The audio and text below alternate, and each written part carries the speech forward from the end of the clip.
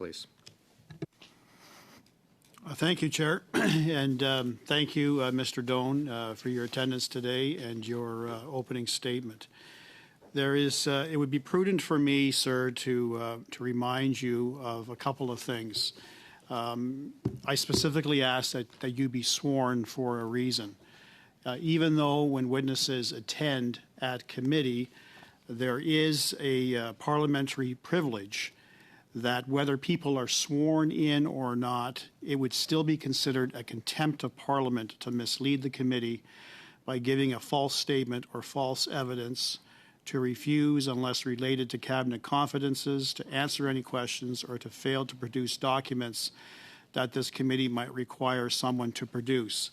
That is generally what happens. I specifically asked that you be sworn, given the swirl of accusations that are flowing around from senior government officials as to who retained GC strategies. So you were sworn because now this attracts criminal code consideration. I understand you have a lawyer, sir, and that would be very prudent for you to do that. But there are provisions in the criminal code that penalize perjury, deliberately giving misleading evidence, which, if founded, if there's a finding of guilt, proof beyond a reasonable doubt, could land a witness in prison for up to 14 years.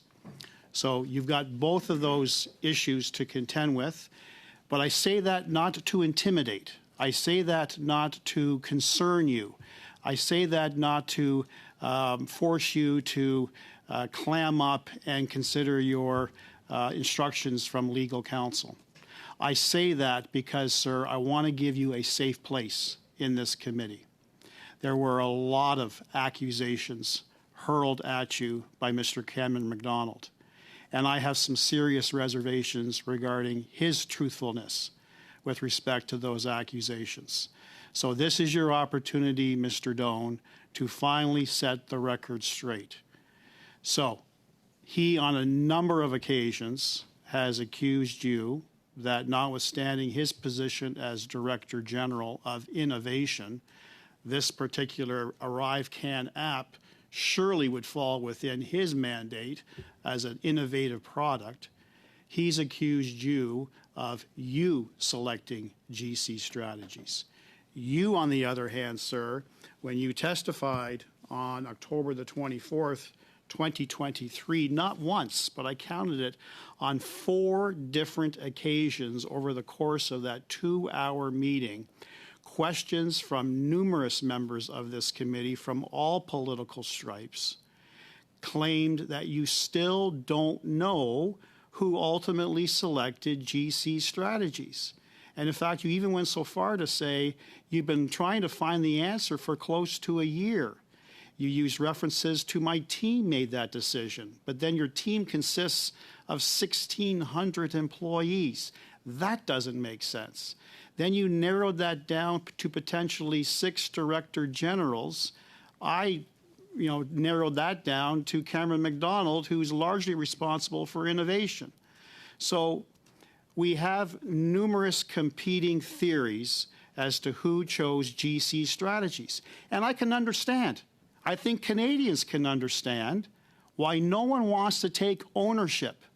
This is a 2-person consulting firm that doesn't produce a product, that doesn't operate out of a brick and mortar entity, largely works out of their basement, and has, over the course of a number of years, but in relation to ArriveCan, hit the taxpayer lottery.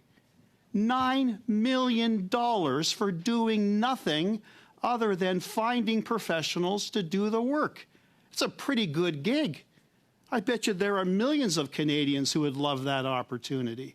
So I can understand why you and others who've testified don't want to be attached to this particular company who is under police investigation. So I've got about 1.5 minutes, sir. I'm going to have numerous opportunities to question you in the course of 2 hours. But I'm going to give you this opportunity to give me the straight goods. Was Mr. MacDonald lying to this committee as he's accused you of? Thank you for the chair. The question that I was asked at committee and that I answered truthfully was who picked GC Strategies. As I said in my opening statement, I chose a direction to in-house. In there, in the material I found, there's no evidence that that decision was tied to a particular company. I stand behind that decision. That decision allowed us to build ArriveCan. That decision allowed us to build over 2.5 years of changes as the pandemic evolved. Mr. Gold, I'm going to stop you right there. I got 30 seconds. Please answer the question. Was Mr. McDonald lying to committee on November the 7th, 2023, when he placed the entire responsibility for that decision to hire GC Strategies at your lap? Was he lying or was he telling the truth? Mr. McDonald said that I made the decision. I did make a decision, to be clear. I made a decision on a technical direction. Also in evidence, and as posted on the Globe and Mail, in his own handwriting, he writes, I did not make that decision, nor was I even familiar with the company. Thank you, gentlemen. Mr. Sousa, go ahead, please.